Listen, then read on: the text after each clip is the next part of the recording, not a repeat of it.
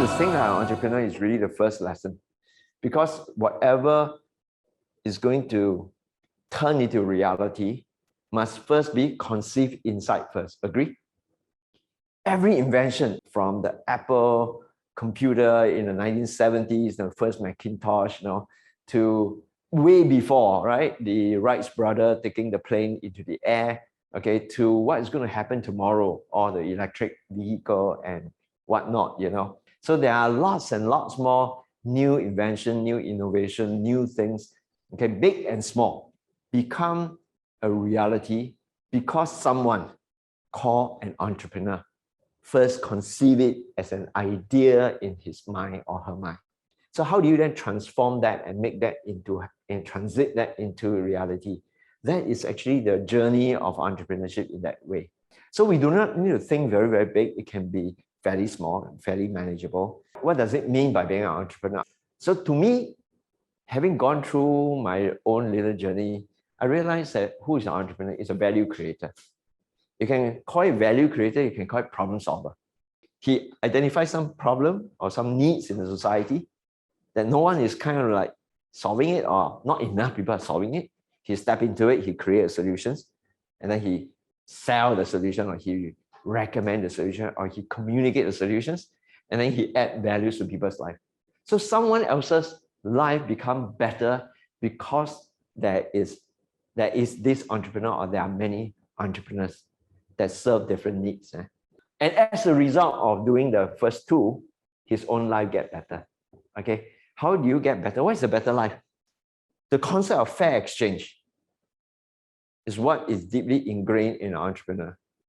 More than fair exchange is profiteering. Agree?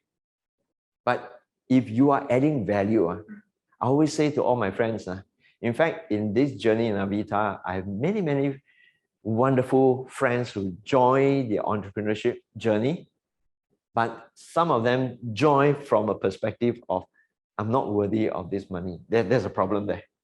Okay, so as an entrepreneur, you must be mindful, and you must really leave your thinking that if you are creating real value in the marketplace, then the principle and the law of fair exchange will then allow you to receive something in return.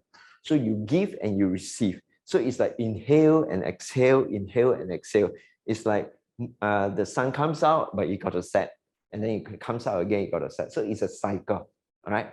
So if you are not able to receive that which you have, the value that you have created, then something is wrong.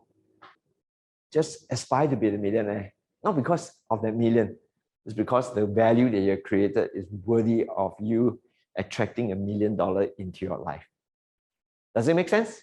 Okay, so this is what, in my opinion, many of us, our thinking behind an entrepreneur. When I want to start a business, I want to be an entrepreneur. Is it to do something that you fancy? Okay, or is it something that there is a need in the marketplace? So we call it market trends. Yeah. Okay. What is a market trend? Pao Pao Cha is a market trend. Pao Pao Cha also a trend, right? You cannot say that it's not a trend, right? Pokemon Go, is it a trend? Still there not? Nowadays, do you still see people standing by the corner, right? But compared to 2 years ago, Pokemon also got a social distance, right? So you see some of the trend come and then fade off. What do you call that? Yeah, you call it a fad, right? It just come and then just go. But some trends are here to stay. Okay. So when you are looking to do a business, you've got to find solutions. And I had this thing to share with you about products. Right? Ultimately, when you want to do a business, it's either a product that solves somebody's problem or a service that solves somebody's issue. Correct or not? Okay. I have this to say, average product in the right trend will really outbeat the best product in the wrong trend. Today, if you get a best vinyl record player, got market or not? There will still be there will be people still be collecting vinyl record, right? Hobby ma, correct? Collector, right? I think you have not even seen this before. Yeah, I'm sure Ethan hasn't seen this before. Yeah. How about Gerald? All very young. Are there collectors? There are still collectors. But is this a market trend? No more. Okay, if so you are in the wrong trend, okay, then you are doing something that you like. Maybe you like to collect vinyl record and you think that the whole world like to collect vinyl record. You launch it as a business, but you realize that, cannot make ends meet. So what are some of the market trends? How many of you love coffee? Wow, look around, man. Yeah, look around, man. So you agree that coffee is a trend? Got market now? Which is why there's so many kind of cafe around town, right? In the whole Singapore, right? You have big one like Starbucks, Coffee Bean, but you have small one. Okay, all seems to be, some are thriving, some are doing hanging around, whatever. But there is a big market for coffee compared to my passion. I told some of you before, right? I have a pottery studio. Most of the people who do pottery will drink coffee. But I would say the same thing, right? Most people who drink coffee, right, won't do pottery. Do you see the contrast? That's why this is a very small market. Okay, that is a very big one. Agree? Then you have some people who, because they like diving, right? Scuba diving, right? Then they think that everybody loves scuba diving, right? So Chong Peng was like me. We are both sportsmen. He was a scuba diver, enthusiast, and eventually became professional diving instructor. I was a rock climber. I loved rock climbing, and eventually I became a professional rock climbing instructor myself as well. Okay, but all those are very tiny. That's why it's very small. It's a little bit, maybe a little bit bigger than pottery, huh? Okay, but they are very, very tiny. And then you think about some of the other that is a little bit more attuned to coffee would be things like what? Where is May? Right, tuition, right? Because do you take tuition? Yeah, I do. Do you? Do you? What, 3 out of 3? Huh? You? Do you take tuition? Yeah. Yeah? Yeah. 5 out of 5. At the other extreme, right, will be things like skiing. How many of you like skiing? 1, 2, 3. Only 3 out of so many. Yeah. So you can see Singaporean also don't know much about skiing. So because I love skiing, if I start a business in skiing, what's going to happen? Very small, very tough to make ends meet. So if you ask me, in Singapore, you start a skiing business, not a very good choice. Okay. Secondly is what? Seasonal. Non-winter time, right? Now worse, because of the recent Olympic, right? You realize that no snow. So soon there will be ski resorts also going to close down. Right? So what are some of the major trends that we should be aware of? I have 3 to suggest to all of us. If you're young, you're looking at starting a business that will go forward for many years to come. Okay, these few trends are very, very important. Anything that is about eco, zero carbon, there's green solutions that will help with climate. You think it's a big market? It will be a big market for the next 10, 20, 30, 40, 50 years. Okay, so this is one trend that, okay, but it's about what do you do in that trend? What solution do you provide in that trend? That is not so obvious. Okay, then the next one is anything to do with IT, digital, okay, artificial intelligence, robotics, okay, any of that nature, right, which NJC, a lot of students are in that area, right, is another big, but this is a very disruptive trend.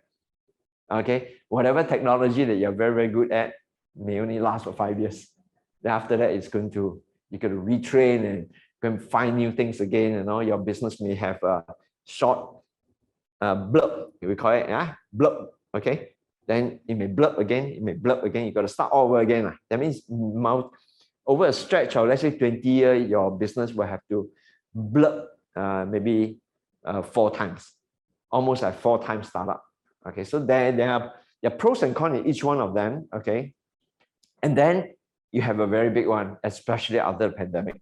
You realize that things, anything to do with healthcare, anything to do with immunity, okay, preventing sickness, okay, this is going to be another huge sector. Okay, another huge market trend that we cannot afford to ignore. Okay, so the question then is that why, right? Why this is especially huge? There's another reason, not just because of pandemic, because of the way we are aging. Okay, this is actually a world population chart projection all the way until 2100. Okay, 2100 years. Okay, you realize what is happening. You look at the shape. Once upon a time, it was like isosceles triangle. Okay, bulk of it, it was here, 1950s.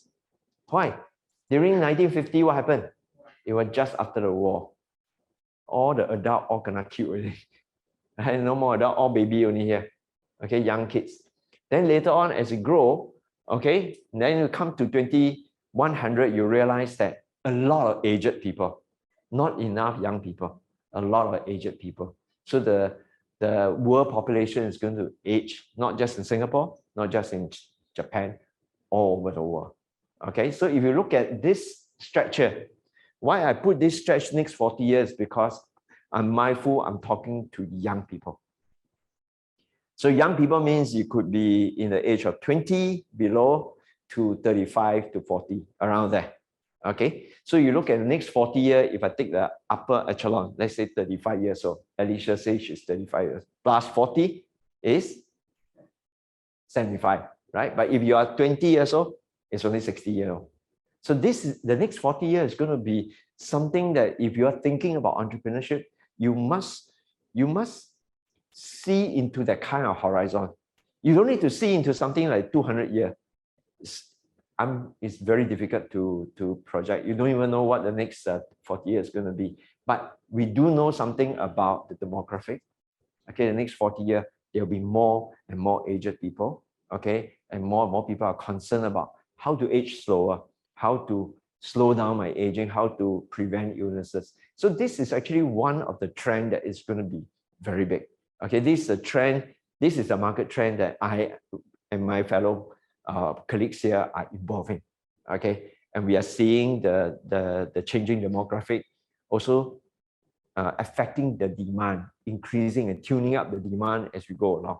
I've been in this business for 15 to close to 20 years. Okay, I must say that 15, 20 years ago, the awareness, the consciousness is, if it's here, okay, now it is much here. I think it will go much further up as we go along. Okay, so market trend is really important.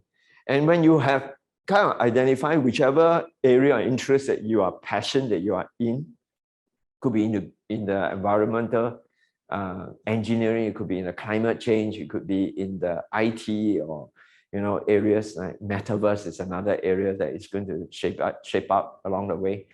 You have to ask yourself this: what people need. You can only create opportunity for yourself provided you have the thing that's in the middle called what? Yeah. You don't provide any solution, there's nothing to do with you. It's just a problem. It's just a problem that you are staring at. Everybody is complaining about, in a kopitiam, right? Or in small group, among your friends and in your chat group.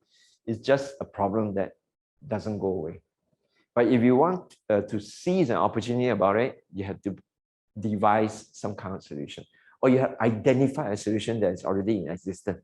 Okay, but some solutions are more viable, more profitable, more sustainable, okay, more enduring, and more profitable. Now let's think about what I mean by this. There's deep wisdom in this. Are there people do line dancing? Have you seen line dancing? People do exercise, okay, fitness, or line dancing or yoga in the botanic garden. You know botanic garden? Okay. Yeah. If you go to botanic garden, especially on weekend, you'll see groups of people, yeah, doing line dancing, doing yoga, doing fitness and all this, yeah. So is there demand or not? There's a demand.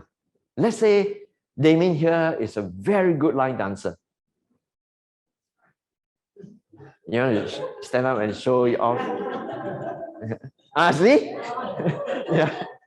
Yeah. So let's say he is very passionate about line dancing. The question is it viable to study as a business? So there'll be a lot of Damien. Any Damien can pop in.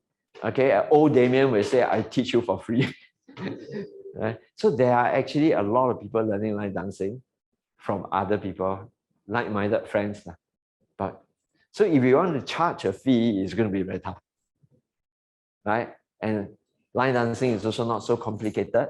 The barrier is like Chesan said, is very low, which means you can actually learn from online as well. Right? So there are solutions. You are providing a solution to those who want to learn line dancing. Yes, it is true. But it is a viable solution, not quite as a business idea. Are you getting what I mean? So if you can think like an entrepreneur, think in all these dimensions, you will weed out and you will filter out. Now, I understood what Daphne said. She says that how she wished like 20 years ago, she has the opportunity to understand from a class like this, or to be with a group of like-minded entrepreneurs who have been there, and some not the forehead until baluku, okay, or like me, not until the nose bleed. Then you learn the lesson, but that lesson may take 20 years to learn. But you get stuck in there and you just have to continue, isn't it? Definitely, right? So some are viable, some are enduring. What are enduring? Let's look at the pandemic. Just what, a month ago, we were all carrying the token, we were carrying the app, right? And whenever you go into the shopping mall, you have this gantry thing that so you zig zig, and then the thing open automatically. Yeah. What happened to all the gantry now?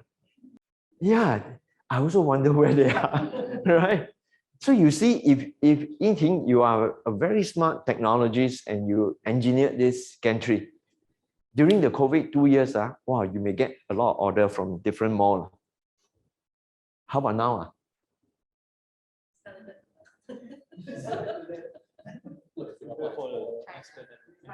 Yeah, you have the pivot again, right? You call it pivot. You heard this word pivot, right? Now you got to pivot. Now your gantry, you got to change something else. Who is going to buy your gantry, no? Then maybe you are the only one praying. Virus, please come back. So this is what we call, some of it is very enduring. Some solutions, once you have engineered and you send it out to the marketplace, it doesn't change. Like you all come to Hopa Techno Center, right? Do you know who owns this building? The Hopa people. You know what is one product that goes around the world for the last like 50 years? Tiger Balm. Tiger Balm, one product from the start until today is still enduring. That is a good business. And that is a good solutions that you provide to the marketplace. And it's highly profitable as well. Okay? So these are some of the thoughts. And then the other thing is, once you have that, figure out the solutions, what role are you going to play in the value chain? So are you going to be the inventor of it? But the inventor is just one part of the value chain, isn't it? Then somebody got to manufacture it. Are you going to be the one manufacturing it? Or are you going to be the one marketing it? Or are you going to be the one distributing it? And in between, there's logistics as well. Are you going to be the one transporting it from warehouse to the shop, or from one warehouse to the next country warehouse? Then are you going to be the one retailing it, directly facing the customer? Or are you just the one using it? Then you are the consumers. So this entire value chain, every part of it can be the subject and the focus of an entrepreneur. Okay, rarely you have any entrepreneur that try to take everything. Even Apple computer big. Apple is huge, right? They still work with retailer, distributors. They do sell direct, but they're also working with distributors in every country. They engage people to do marketing. They engage people to do manufacturing. So Apple, no, it is one of the most cash-rich, successful company in the world, they don't try to do everything as well. Okay, so for an entrepreneur starting up yourself, you got to identify which role you want to play. Okay, which role do you prefer to play in this entire value chain? Another thinking for entrepreneur that you got to consider very deeply. Assuming you figure that out, now you are ready to start your business. Then the business design and structure become really key. Okay. Now, many of us don't think much about this. When I first started my first company in designing and building rock climbing walls, just because I love climbing. Okay. So I came up with a tagline. Okay. Shaping the next climbing generation. Oh, now I say this, I also feel very excited, right? I'm great with visualizing. So I'm a visual person. Okay. So I have a vision shaping the next climbing generation in Singapore. Yeah. So I say I'm going to design fantastic climbing wall that's going to challenge a climber and shape the next climbing generation to be the best, and then can go and the Olympic, when climbing become one of the sports in Olympic. I have big dreams, yeah, in that sense. But I get busy getting into it, but I design it wrongly. Okay. So what do you mean by business design? Okay, here I hope to share very critical idea. The easiest way to start a business, solo. Agree? You start a solo business, you have no boss. You decide to go east, you go east. You go west, you go west. You want to go slow, you go slow. You want to go fast, also can. So you want to do things fast, go solo. But you want to go far, can go solo or not? A bit tough, eh? How? You solo tutor for how many years? 20 years. Right? So how big is your tutoring team now? Not downside, like getting old. Still solo, right? Yeah. So solo means what? You only have yourself to depend on. Then you have this thing called what? Traditional business, conventional. I don't like the word traditional, so I call it conventional business. Okay, typically what? You start a cafe, but you can't be 泡茶, take order and serve and wash the cup yourself, right? So you have to hire a few people, right? We use cafe as a simple business. I really understand that. So you hire a few people, right? In Ting, you want to be my cashier because you love to count money, ma. Right? So I pay you some money, you become my employee, lah. You want to, you look like the wash plate kind, right? So Gerald, just joking. Quite good, Yeah, quite good. yeah, okay, you're quite good at it, right? So you wash the plate for me, right? So I hire all this. But let me ask you, will Ying Ting love my business the way I love it? Oh, she shake her head already. Why? Because the business will never belong to her. No matter how good a plate washer you have, okay, the business doesn't belong to him also. So he'll be washing and then he'll be observing how I do the business. And then in his heart, right, Gerald, you'll be thinking, right, I'll learn everything. I come here to learn, ma. And then he's going to set up another cafe opposite me, right? Because by then he will know all my secret, plus his own ingenuity. Therefore, Coffee Bean then become right. Then Coffee Bean plus, oh, then you have so many, right? Left, right, center, or then you have Kopitiam, then you have Yakun, then you have so many Awang or whatever not, huh? Okay, so this is how it goes, ma, right? Now, what do you see this lady do?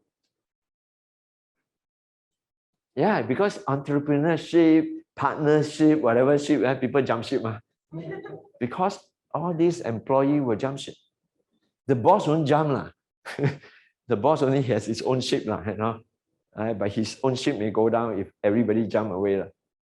But for Gerald, he will want to jump to another cafe because by then he will then say that what? I'm a very, very experienced dishwasher.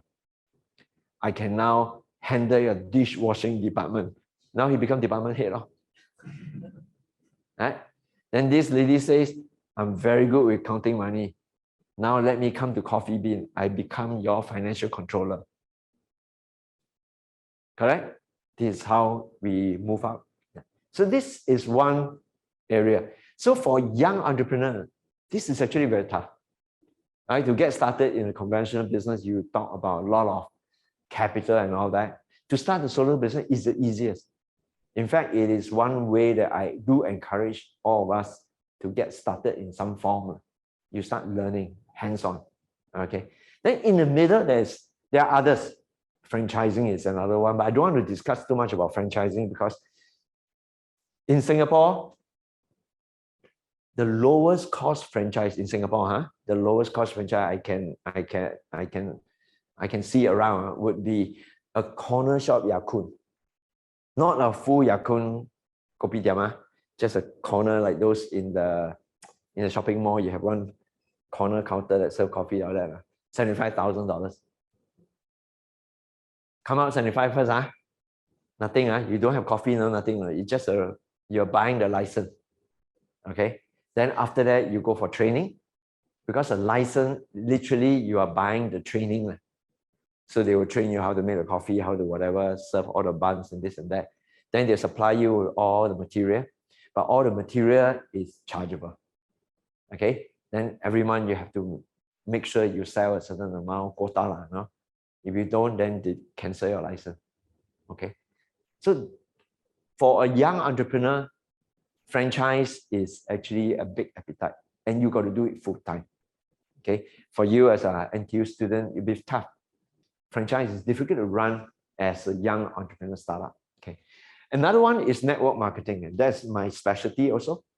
So this is actually one option for young people to get started and start learning how to do the business, the full 9 yards of the thing, from business structuring to building teams to counting money, okay, and then to go overseas inclusive, okay, and then from there. Now, network marketing is a different form, okay.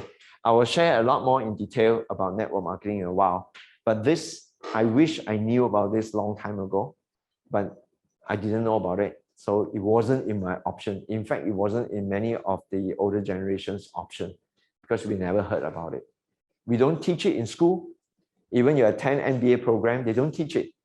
So it is some unknown concept. Okay, I was very familiar with franchising, even in my younger days. But it's the question of the first time where after I left the army, I had the opportunity to open a franchise bakery. It's a confectionery. Yeah, I still remember it's at the I'm supposed to take over the franchise at Golden Shoe Car Park. Now no more already. Golden Shoe Car Park is at Shenton Way area. Yeah, 350,000. I had the saving. After I left the army, we got a little, what do you call that? Gratuity. Yeah, we got a sum of money. I had the money, but it was only enough capital, enough saving to do one gamble. You get me? Take one time, if you don't have like the horse race, gone, I finished, kaput. Right? So thankfully, I didn't go that route. Okay, roughly around that same period, I got to know network marketing. And that was when I started 20 years ago. Let me tell you, business design is going to do with relationship. Where do you invest your time and your resources in all these relationships? Okay, if you look at this, I'll just talk through it. Yeah, you know that when you want to start a business, if it's totally solo, then no shareholder, just yourself. Otherwise, you may have a few shareholders come together, right? Come together, put some money in, and then let's start. Okay, but you have to have that shareholder relationship that you have to manage. Wendy, when you first started your business, how many shareholders were there? Your factory in Tuas. 3 shareholders, right? So let's call it A, B, C, yeah? So if A and B agree, but C don't agree, yeah, then you're gonna start a bit like parliament. If your business requires big capital and you require injection of money, then you have to present your business to venture capitalists, okay, investors. They come in, they put the money in, but why they put the money in? Is it because they like your face? Yeah, for return. So venture capitalists is all about return. It's all about business. It's all about, whether I get a return or not. Yeah, you have to manage them. Then, of course, if you are a traditional business, you have your employers, right? Now, employees, sorry. But now the trend is gig economy. I employ less, teacher they employ less. Okay? But they'll outsource. They'll get freelancer. They'll get more and more freelancer, outsource people. Okay? Lesser and lesser employment opportunity going forward. Actually, I'm quite, I wouldn't say worried, but I say concerned for the younger generation, especially those that are still in school. Because our education system, if you don't mind me saying, and I think Looks agree with me, that our education system hasn't evolved fast enough for tomorrow's world. In fact, for today's world. Okay, we're still very archaic in the way that we are churning out job seeker. We are churning out employees. That's actually a worrying trend, because many students will leave school, leave university in 1, 2, 3 years time, right? Looking to basically fill a job. Not so much of looking to create value, you know. You understand? The mindset is very different. Okay. If you are studying to create value, it's very different from studying for a specific job. What happens if that job is no more? And I think the next 10 years, a lot of jobs will be gone. But if you focus your mind in creating values, then you are less job specific, but more of asking yourself where are the needs and how can you create solutions, and then how can you bring the solutions to bear in the marketplace. That is an entrepreneurial mindset, not a job seeker's mindset. So this is the relationship that you're going to deal with a lot of, okay? Landlord, external agency, like ad agency, like venue outsourcers, government agency, supplier, principal, and all. Okay. So the 3 categories, solo is the easiest. I wouldn't say it's the easiest actually. Having gone through what I've gone through, okay, I'll tell you why. Solo is easy because it is your own. You can decide however you want. You tend to feel that you can't do everything yourself. You rely on a network of freelancers. You may outsource the production or your pamphlet if you do not know how to do design work. You're not good with Adobe Photoshops and all. If you want to shoot a video, you're not good with video editing, all that, you can outsource it. You know, there are lots of outsource specialists out there on the internet. You can find them, right? You may still need professional. You need to file things like, for example, your income tax, you know, and all this. You may need a bookkeeper, accountant to do your book and all that. Right? But you still need to deal with all this. Okay, a lot more flexible. The most difficult one is this, which is the conventional business. Okay, where Wendy once upon a time come from. Okay, you have to take care of your renter. You take care of everything. Actually, everything. Yeah. And this is the challenge for the conventional business are not for part-timer kind. Just get started while you are still in a regular job or studying and all that. It's really tough, okay, in that sense. In fact, I'd rather you do something else like solo or network marketing to build up your whole spectrum of ability and skill set. If one day you still want to go for this, then you'll be a lot more wiser and a lot more experienced in handling all this. Yeah. Having gone through both, when I come to the third one, I fell in love with network marketing for practical reason, very pragmatic reason. Why? Because in the network marketing as an entrepreneur, I deal with the principal. The principal is the one who deals with supplier, government agency, external agency, the landlord, and all. Right? So in my company here, Avita is my principal.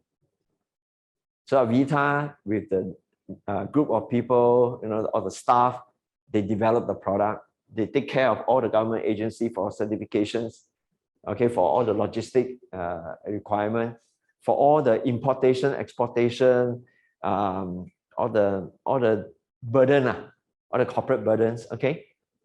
Takes care of the shareholder, takes care of the investor, everything. For me, I work with my associates. So all the mentors are actually part of my associate and many others. Okay, so I only work with associate, and because my associate are people from all walks of life, it makes things a lot easier. I have a signal commander who is a lieutenant colonel. He is a commander of a signal battalion, okay, who is highly specialized in all that. Okay, I have a TCM physician who is specialized in her area. I have all kinds of associates from different walks of life coming together. It's like a microcosm of the macrocosm. Okay, it's like a mini world inside here, where we are all, but we are not boss to each other. So I do not hire them, they do not hire me, but we all work together, bringing solutions to our customer. So every one of us can build our customer base. Hey, I never knew this. I never learned it in my master degree program or my undergraduate. I never learned it in any of the seminar. I never knew that there was this possibility that is even better than franchise. We strategize and we grow internationally. And of course, whenever you travel, you start to pick up even wider experiences. How do you deal with the people in Manila? Okay, in 2 weeks' time, I'll be flying to Manila. Cambodia, I have never been, so relying on Daphne to make something happen there, then we could go and give talk, our training and all, and meet people, and then we could find out more about Cambodian business landscape and the people there. Okay, so network marketing is another possible structure and business design that you all should learn about it. Okay, and then to discover for yourself which one fits you and your aspiration. Okay, then you have the business design is one thing. Like she said, financial, is it important? I call it the mechanics of wealth. Now, mechanics means it's a science. Shaping the next coming generation. That's impressive, lah. But I couldn't make it work. Yeah. Why? Because the mechanics of wealth is missing. Yes, I can design good climbing wall. In fact, I've designed for quite a few schools. First was Singapore Poly, and then I designed a climbing playground for one of the town council in Hong Kong. I designed another climbing wall in the health promotion board, and I designed another climbing wall at Damien Secondary. So I designed quite a few climbing walls. But is it enduring business? Not enduring. Like now, no more climbing wall to be built already. All those schools have got a climbing wall, already got a climbing wall. So climbing wall is not consumable. You build one time, it's like your bed, right?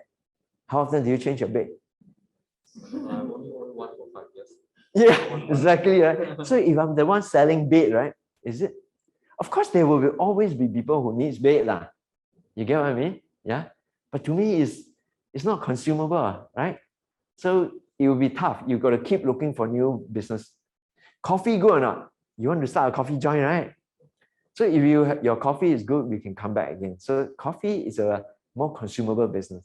Okay. So some business has a consumable element to it. Makes sense. Okay. So what does it mean by mechanics of wealth with regards to this tree? Here, let me share about solo. Solo means what? Rated. Do you mean by what is rated? When you say someone is a rated worker, what do you mean by that? Per hour. Per hour lor. Okay. Some very little. Right? Some very little. Like what? Example? McDonald's or those in the petrol kiosk, right? Or those white table. You can see I'm using an example that every one of us can identify with. Yeah. So those are very low rated. You work very hard, but never get anywhere. And then there's some that is very high up one. Example, lawyer, especially like international law firm, that kind, they count by what? $2,000 per hour. So somewhere in the middle will be where? Tutor. Who else? Yoga teacher, fitness instructor, gym trainer. And there's someone behind that I would like to share real experiences. Yeah. Chongping, just now you heard he loves scuba diving.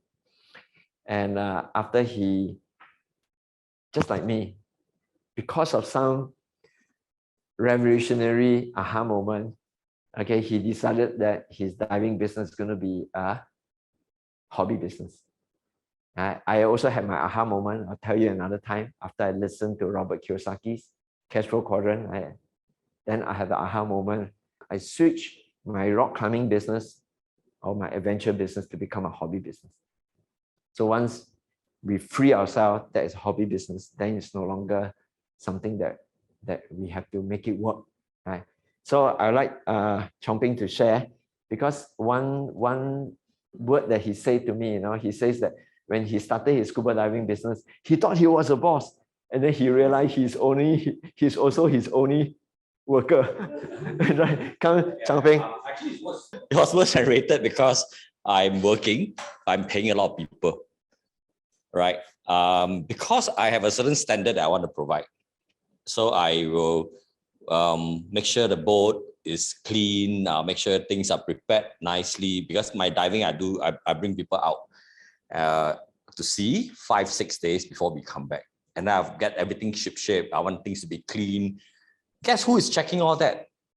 Me. Guess who is checking the tight times, the place I'm going to make sure, hey, I must wake the captain up. Okay, 3 a.m. we start the sail to go to, Kota Chai, then we dive there because the tide comes in this time. I have to go and wake the captain up. I have to go and wake my dive master up, get all the tanks, make sure, check everything. So, and I'm my poorest employee. So it's worse than rated because I teach, I get paid, but I bring my people on, I pay my crew. I cannot work alone. Although it's called solo, you almost sound like solo lah, because okay. And that's why when you start on certain business like that, and some young people told me something that really struck me. They say passion is overrated, which is true. The passion should remain a passion. If you start to convert your passion into something that you have to rely on for your livelihood, then it is an income. So why not I look for an income, then I pursue my passion? I think that makes a lot more sense. And that's the talk I always give. Yeah, so that's my experience. So when I met Alvin, when Alvin told me about he and his climbing wall, we high five.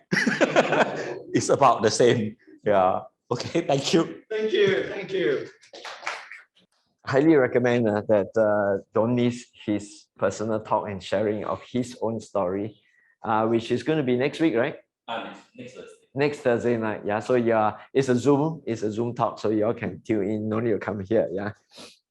He's prepared to share his experiences so that you do not need to undergo a 6-year MBA, long MBA, very expensive. In fact, he burned 350,000 for his boat that sunk eventually. Sometimes we all think that we are so smart, especially when I was young. I always, ego lah, and you think that you know all the crooks and corners, but gosh, I wish at that point in time I have so many mentors or so many people who have been there, done that, knowing what not to do and what to do, to lend a hand and a ear and guide me, But sometimes we don't get that kind of chance. Yeah. So that is rated solo. Okay. And then you have this conventional. In convention, it's all about cash flow. Money come in, how you handle, money go out. Okay. And like Chongping say, he will always pay his people because he's the boss. Sometime at the end of it, you don't get anything. All right. And one person who I think I let she share about the cash flow issue, because she's been there and done that for almost I think close to 10-20 years. Wendy used to be a traditional business owner. She and her husband runs a factory over in Tuas, and they hire a lot of people. Wendy, will you mind, why not come from your mouth better than cash flow? Very, very important. The last business that my husband and myself invested in is a factory in Tuas. So what we did was machining of special steel components for the oil companies.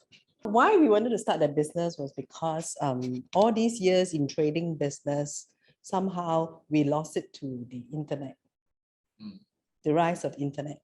Because of that, middlemen like us are no longer making money. So from all the contacts that we have and all the connections, let's have a factory, Of course, we dump in, with shareholders, we dump in quite a lot of money. Business was very good. Orders, we had a lot of orders. In fact, I have to sup out 30% of my orders. Why I had to sup out? If I didn't sup out, means I will earn more money.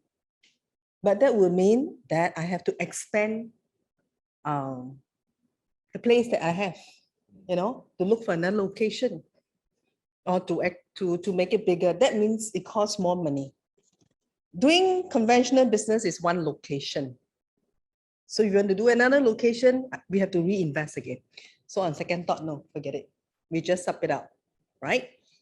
And okay, special steel. When we machine special steel, we have all the wastage, right? And we can sell those. They're worth a lot of money. So every month, by selling the scrap, is easily $50,000 to $80,000.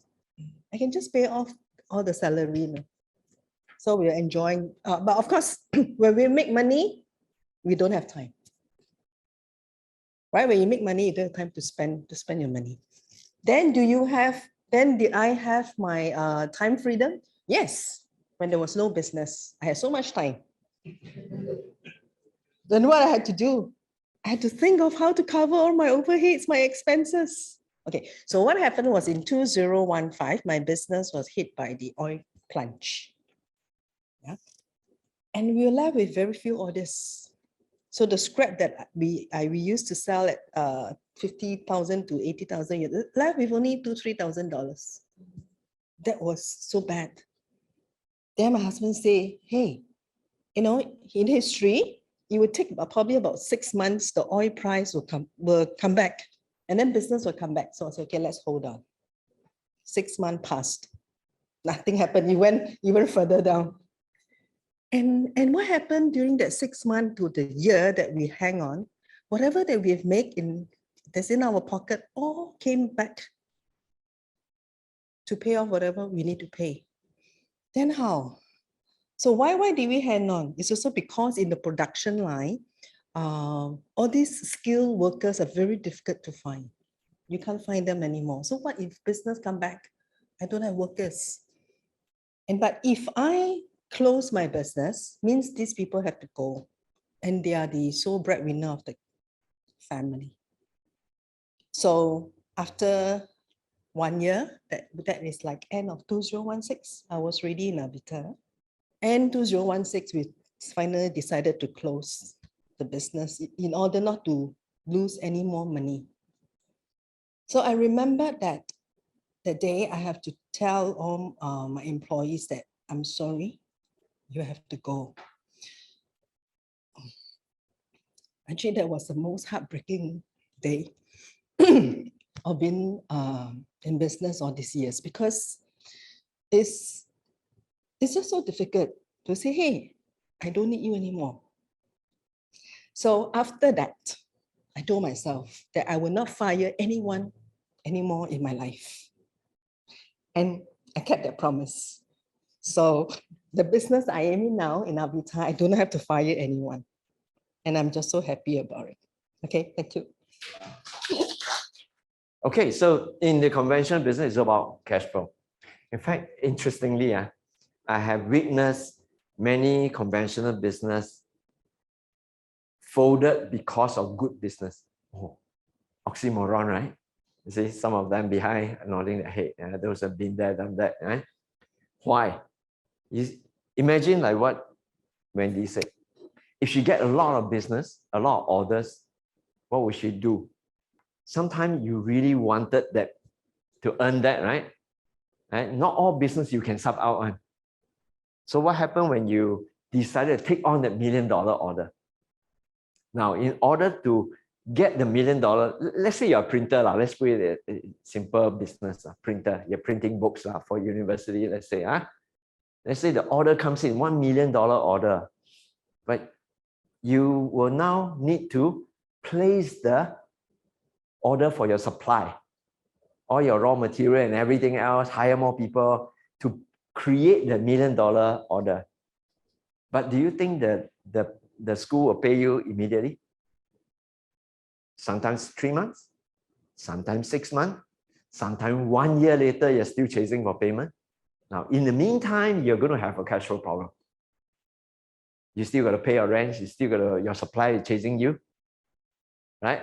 Or your supplier will be chasing you and everything else, and if you can't pay the bill, you don't have enough cash inside, that's it, finished. It's so ironic. I didn't understand this in the beginning when I was a young entrepreneur. Why businesses close because of good business? But it happens. And it happens not once, but twice, a lot of time. Now in COVID time, you can understand because there's no order. Therefore, the business got to close because you don't have any revenue. But when you have a lot of book revenue, book is appear in your Excel spreadsheet, but the money is not in your bank. But the money you got to pay out, oh, that's where cash flow becomes. Yeah, definitely you can identify with that, especially in the garment business, right? She's in the garment business, yeah, which is production. Okay, so this is an area of complexity. You really need professional. That's why you have Jermaine here, who once upon a time was the financial expert in the company to look after all this. It can be fairly complex, right? And then you have network marketing. I didn't know that in network marketing it's about revenue share. And I love the idea of revenue share. How many of you have heard of revenue share? It may not even teach you in a business school. But revenue share means that whatever revenue that comes in, part of it goes to whoever in a predetermined percentages. Today, I run all my businesses, including my hobby business, with revenue share. All my social enterprises and my social businesses that I started in Chiang Rai, in Tigerland Rice Farm, in wherever, they all run on revenue share. Revenue share is a beautiful concept, okay? And in network marketing, it allows that revenue share. Okay, I think later I will use a whiteboard to explain this a little because it's not so easy to just talk like that and you kind of grasp it, okay? And why not I explain now? Yeah, before we end the session, and then after that we can have a short Q&A, yeah? Okay, I explain it because conventional business, all of you tend to understand it because you can see it. Solo business, you can tend to understand it also. But in network marketing, it's something that not many of us understood. So in network marketing, you have the company. Okay, you have the company. So in Avita, I use Avita as an example. Avita is a company. Okay. So Avita as the conventional business, conventional company, it takes care of the whole series of things. Okay, from research and development to manufacturing of whatever product or services. Okay, and then whatever is manufactured, you take care of it logistically.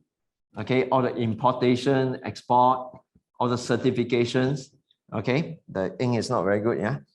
And having the staff, okay, all the employees, so-called. Okay, and then at the same time, it takes care of the logistics center. Okay, we call it stock center, yeah. Call it stock center. Okay, before the stock center, takes care, very importantly, just now we mentioned about finance. Okay, all the finance, accounting, multi-currency, you know, and everything here.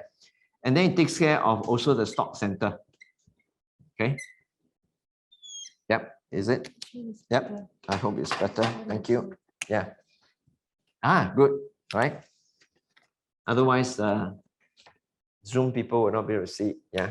So the stock center. Now in Singapore is a HQ. Okay.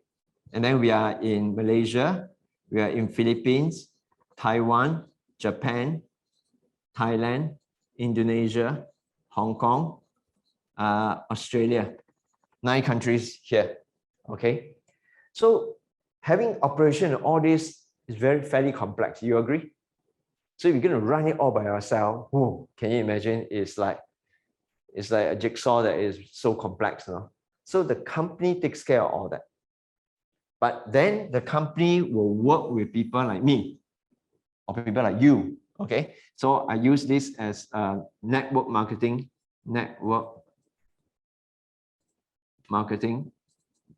entrepreneurs. Okay. So what do someone who is a network marketing entrepreneur, what does he do? Okay.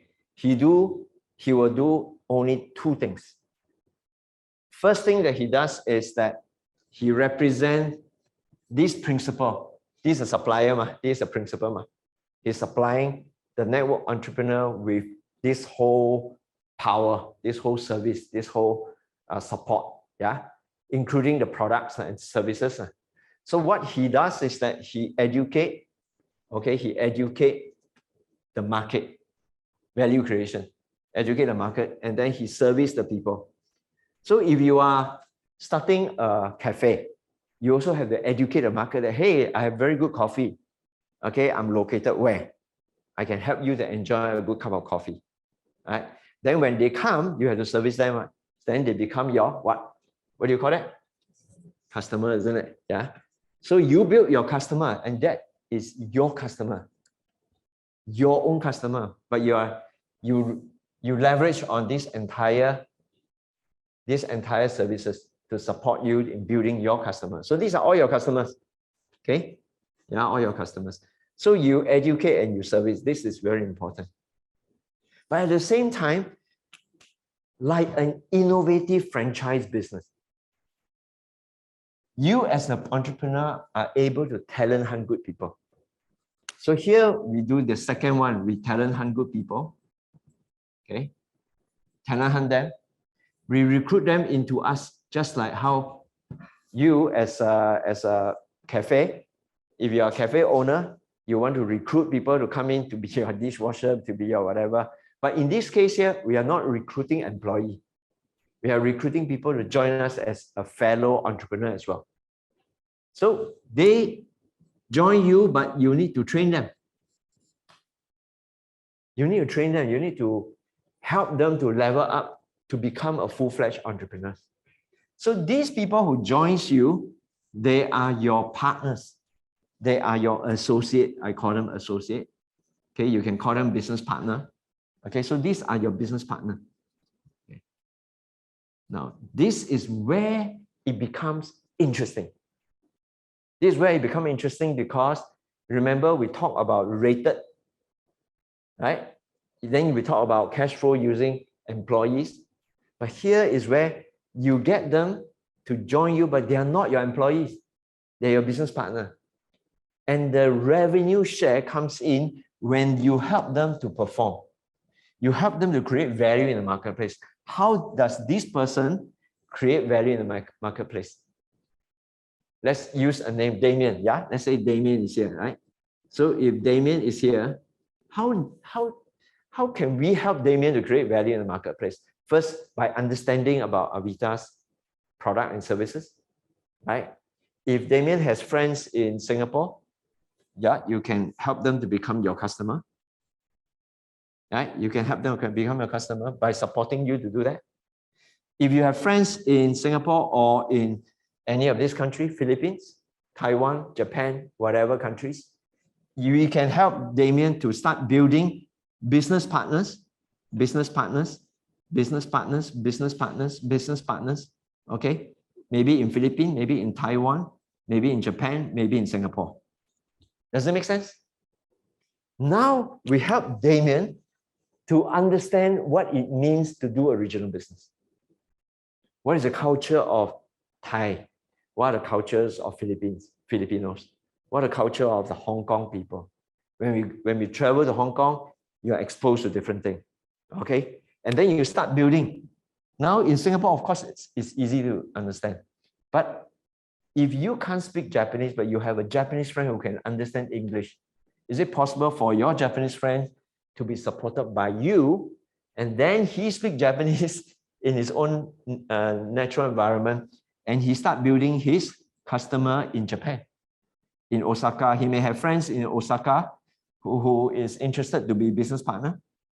He may have friends in Tokyo. He may have friends in other country. He may have friends who have migrated over to Australia. Oh, Australia comes up. And so on and so forth. Every one of them building their own business, but supported by all the network of associates here. We are all not employee of Avita, but we are all leveraging on Avita's entire corporate support system. Now, this is how the correlations between the evolution of network marketing from 50, 80 years ago, 100 years ago, the initial franchise development of McDonald's. But that was the very early golden example of what a franchise business is. Yeah. Is there firing and hiring? There's no hiring. There's some form of hiring in the say is that we call it recruiting, enrollment, yeah, but there's no firing. Yeah.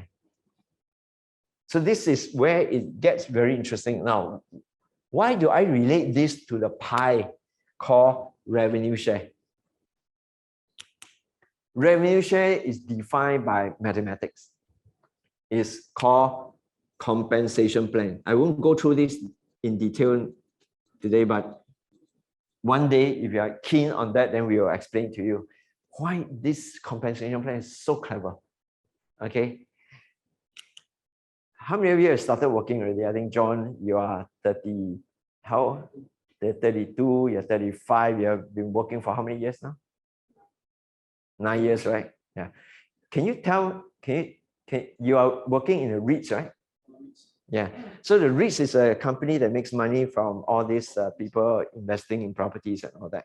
Now, let me ask you, do you know how much your boss makes? Do you know why you deserve whatever you're paid? No, because of your negotiation when you went for the interview. Agree? Teacher no lah, teacher botang kong, yeah, yeah, yeah. But when you go for interview, soon you all will encounter that. You already gone through interview, right? You're working, right? A bit, right? Yeah. So it is when you go for the interview, this is where you negotiate. They will ask you what? What was your last pay from the other company? How much are you asking for this? You negotiate lah.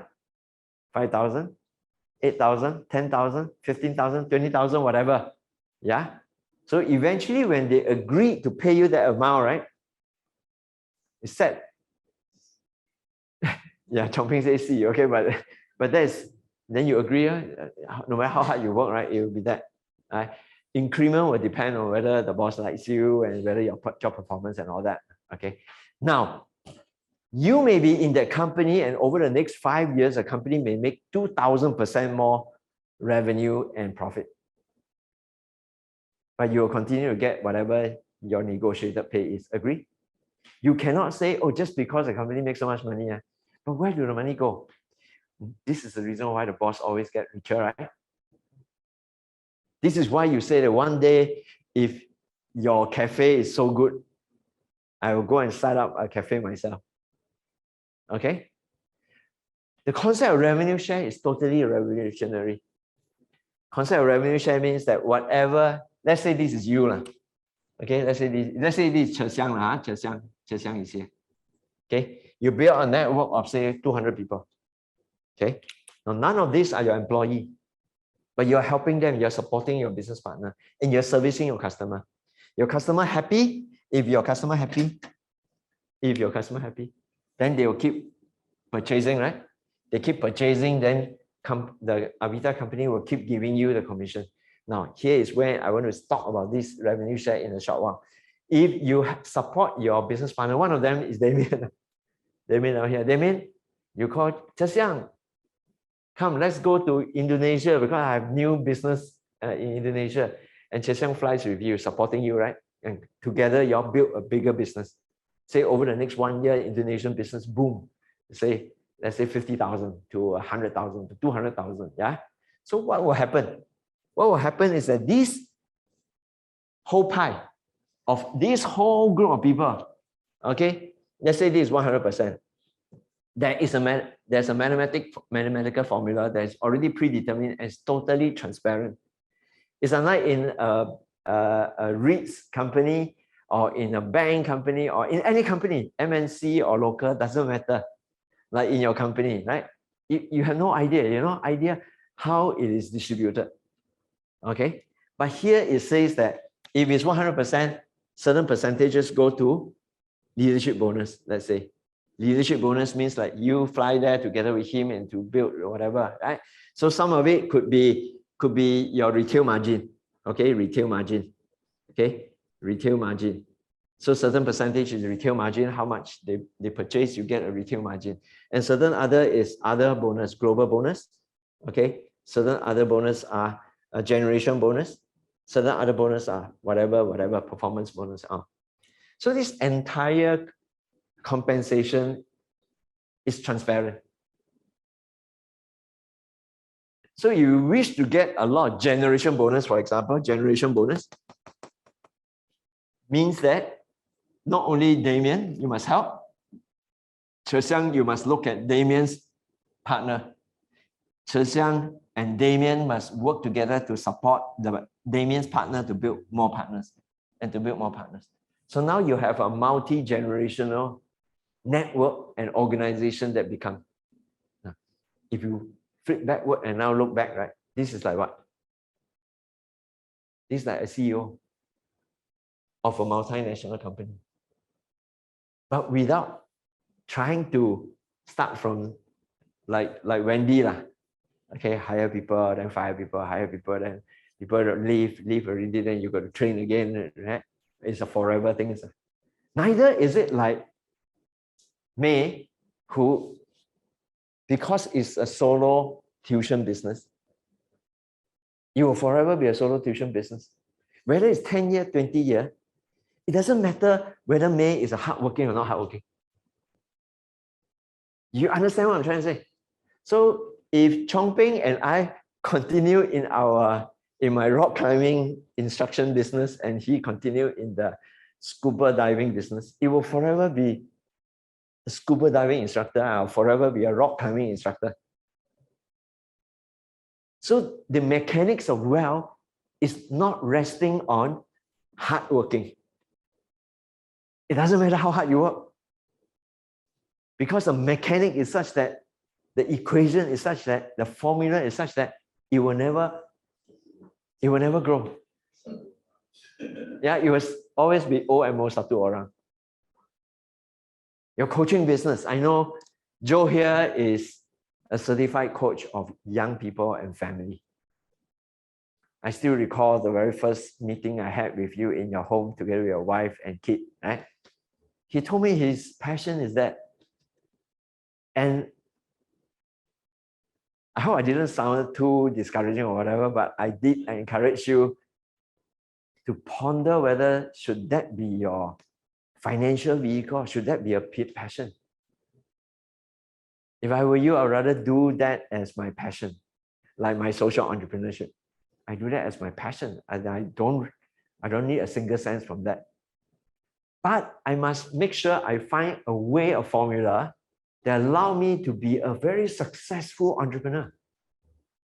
A successful entrepreneur means I have gone through all the high and low and the difficulty and whatever. I also work very hard. But I work hard in managing relationship with my customer, which is one of the relationship, right?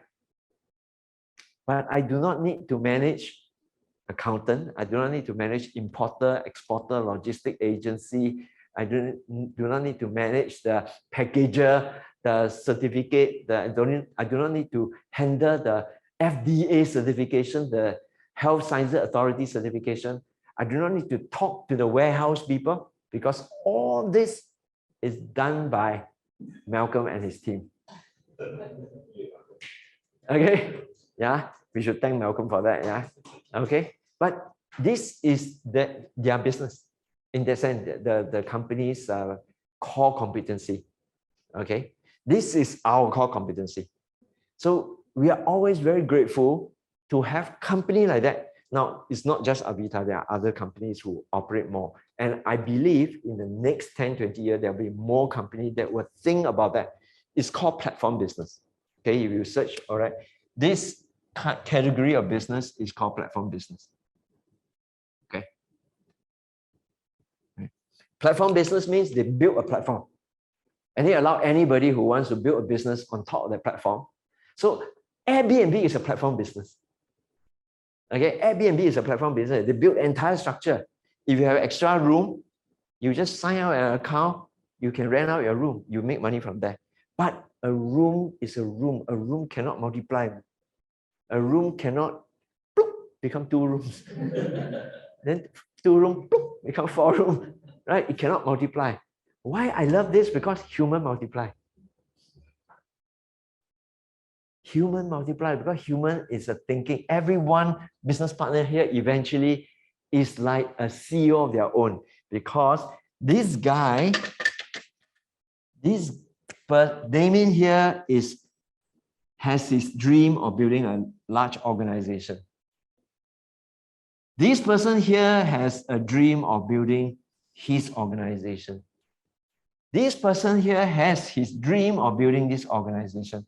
But none of us is born knowing how to build organization. So we all need somebody, in this case here, looking up to Che Xiang to support. And Che Xiang will look up to somebody, and maybe me here, I'm okay here, let's say, right? So I'll be supporting Che Xiang to support Damien, to support whoever, to support whoever, to support whoever. Now, in the process of building this business, I get exposure to regional. I get exposure to give talks in Hong Kong, in Taiwan. In Taiwan, 我们讲华语. Right? In Hong Kong, 我哋講廣東話. If you go to Ipoh, 我哋講客家話. Right? If you go to Thailand, สวัสดีครับ. So then you start to see, and you start to build network, and you start to regionalize. And I feel, and in here in Singapore, I talk about young entrepreneurship. I highly encourage Singaporeans to walk around outside of Singapore. Singapore is such a tiny market, but it's a fantastic place to meet all kinds of brilliant people from all different countries. You look around, you will find brilliant people from Philippines, brilliant people from India, brilliant people from China, brilliant people from all international. But if we just stay working in Singapore, you only know Singapore. The world, the wind blow, Singapore can very easily get into, which is why if you look into the thinking of Singapore government, they are also very worried. What else can we do? We didn't want casino for a long time. Then eventually we have no choice, because that's one way to make money, to build up the economy here. So imagine if the regional countries are becoming more organized. They get their acts together. All the country around us that has got all kinds of resources, but we have nothing. We don't even have enough water for ourselves. So if we do not learn how to venture out, the good thing about Singapore, one more thing I want to add that is for us, is our CQ is very high. IQ high or not? Better be lah, NTU, right? IQ high or not? Maybe okay. Huh? You think EQ high or not? Yeah. Can be better, but EQ is based on your exposure. If you're just an accountant, you will only be able to deal with numbers, correct? Right? If you are only dealing with tuition, then you only be dealing with young people. Okay? So EQ is something that you can actually nurture depending on the environment that you plug yourself in. Okay? So having the opportunity to plug ourselves into different kind of environment is one sure way to enhance your EQ. But CQ, we are born in this environment in Singapore. What is CQ? Anybody? CQ. Cultural quotient. Do you know that we are one of the rare people on earth that we are equally comfortable sitting next to an Indian, talking to the Malay, interacting with Ang Mo? Do you realize that?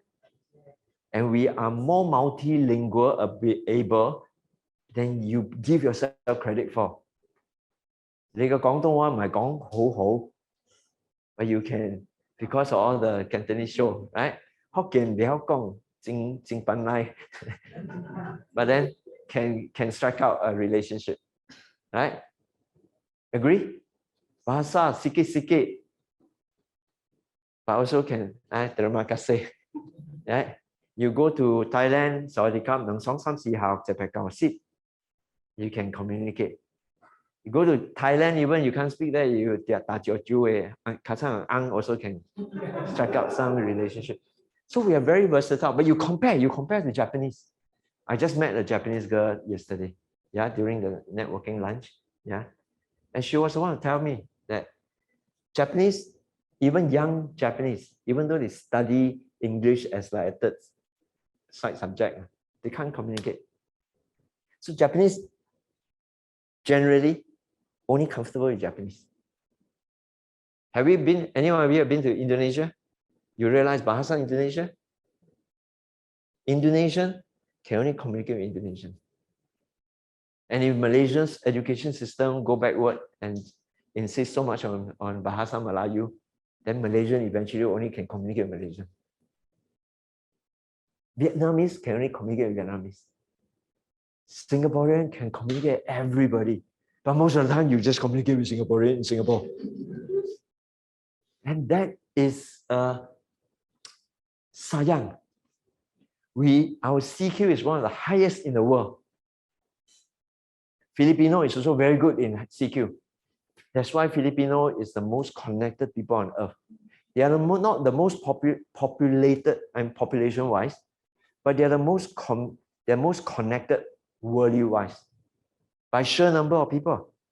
And there are millions of Filipino in Europe, in America, in Australia, in Middle East, everywhere. Everywhere you throw a stone, you'll hit a pair. But because Singaporeans are so small in number, and most of us are only comfortable in Singapore, which is why MNC, the multinational corporation, they say Singaporean manager don't want to get posted out. We're so comfortable here. We feel that go Thailand too dangerous, go Indonesia, traffic will get knock them down, you know. Go Vietnam, cannot eat the kind of food there, go here, go there, go everywhere also cannot. Better stay in Singapore.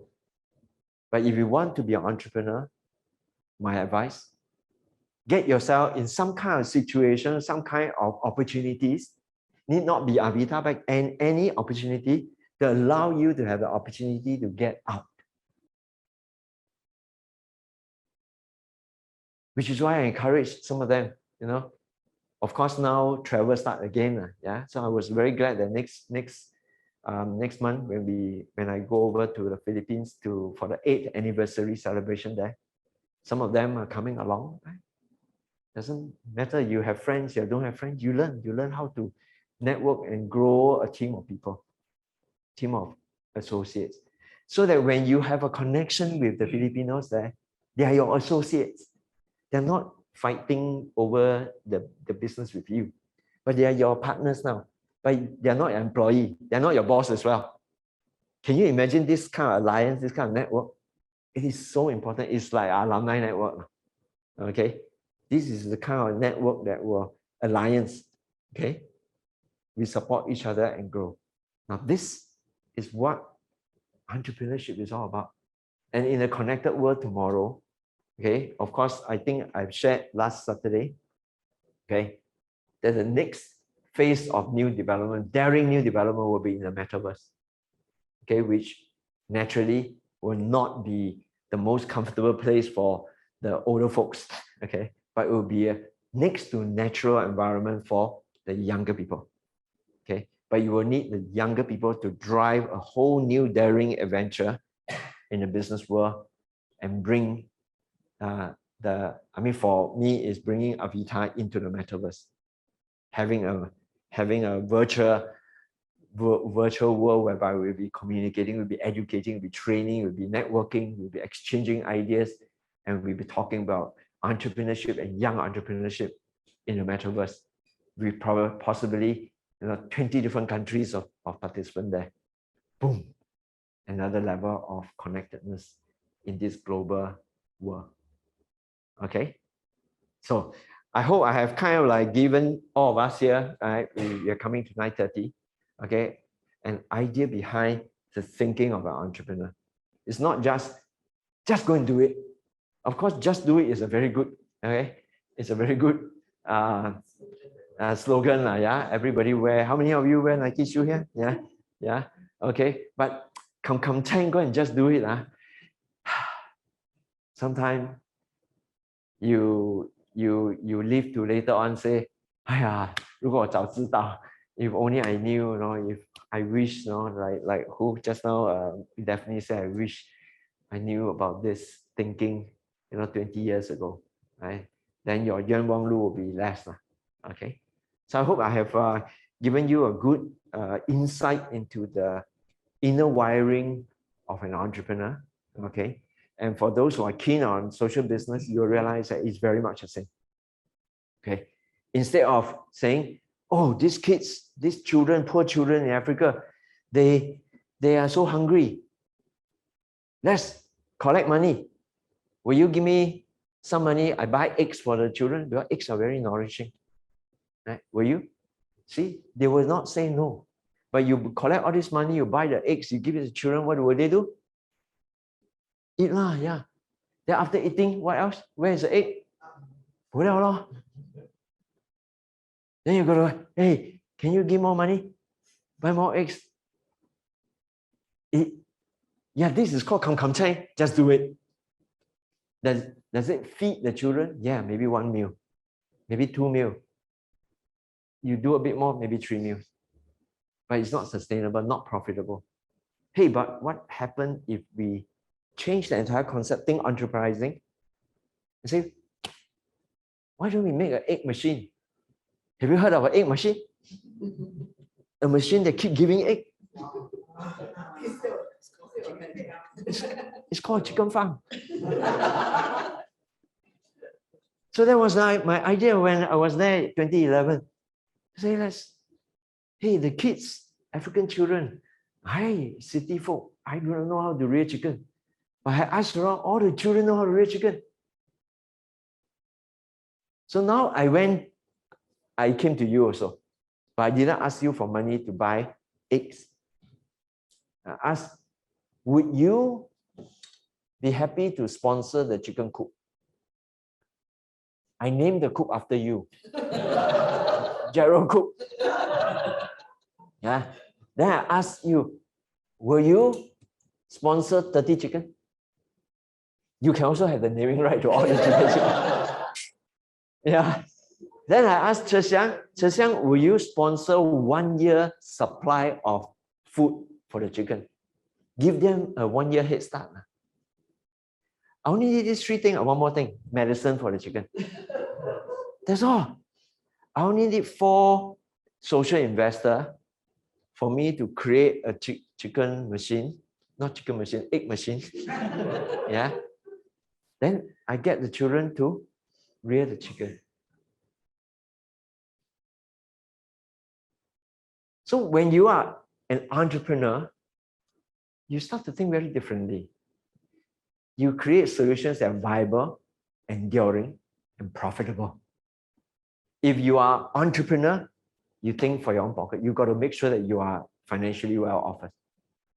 But if you are a social entrepreneur, my definition of social entrepreneur, I do not think about money, but I think about making the chicken farm profitable. So the chicken farm will continue to give eggs to the children. Okay? So this is the difference between social entrepreneur and entrepreneur, but the wiring inside is the same. Okay? Does it make sense? Okay? So thank you very much. I have come to the end of my talk tonight. Having a good mindset is important, a good inner wiring, but you must have skill set. Okay, so what are some of these 5 essential skill set that we will be talking about on this one-day program on the 4th of June? Okay, lunch will be provided, so we need you to pre-register for that. All right, so it will be a very good interactive discussion and learning. All right, now at the end of that day, you will get a very good self-appraisal of where you excel in and where are, in other words, what are your strengths and what are your weaknesses, and how you can beef up on your weaknesses and magnify your strength. Okay, and what kind of team member you ought to be partnering together to bring your dreams to a higher probability of realization. At your stage now of exploratory of your own possible entrepreneurial journey, it is for you not to close your mind to anything. Okay, learn about everything. Okay, but of course, some of the businesses are a little bit more advanced and more complicated and more complex to start. Let's say, for example, you want to start a 1,000-man company. It is possibly not the first. Even Steve Jobs didn't start like that. Right? Steve Jobs, Bill Gates, they all start small. A few good friends, like this, like a bit like this, a few good friends. Okay, even Marjun, a few good friends. You can view Marjun's video in the early years. He invited a few good friends together, and he shared his vision, and then a few of them got started as it goes along. Okay, so network marketing is about that. That's why it's called network marketing. Network, your own network of good friends that you feel vibrate the same with you, resonate with you. Okay, then you all can go but we are good friends. You don't need to call me boss. I'm not hiring you. We are all in the same boat. We are paddling together. Okay, because as you grow, I grow. As I grow, I can help you better. We all grow together. Okay, so this is how Chongping today has a network of over 1,000 people scattered across all the 9 countries and more. Okay, I have a slightly bigger group because I'm a few years ahead of him, and I've grown a sizable organization into many countries, including even Russia's.